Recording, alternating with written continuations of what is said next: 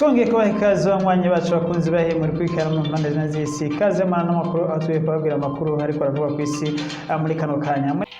Twongeye kubaha ikaze abanywanyi bacu bakunzi bahire muri kano kanya dushitse kubereka ka video gatoya cyane gose. Kano ka video gatoya kerekana umurima w'ibiyobyabwenge byo mu bwoko bwa cocaine. Akaba turabona ibiyobyabwenge by'ubwoko bwa cocaine uko bimeze biri mu mirima.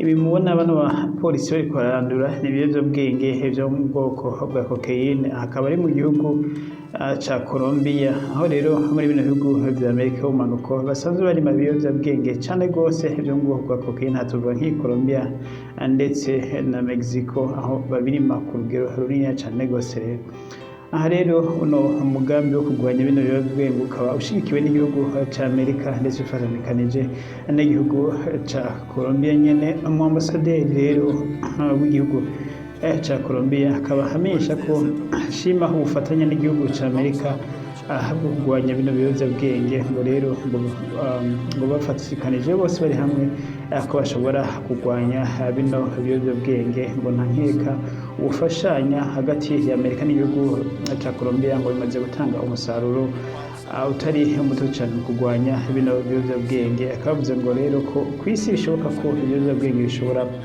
kuranduranwa n'imizi ngo mu gihe abantu bohagurukira rimwe bakarwanya ibiyobyabwenge.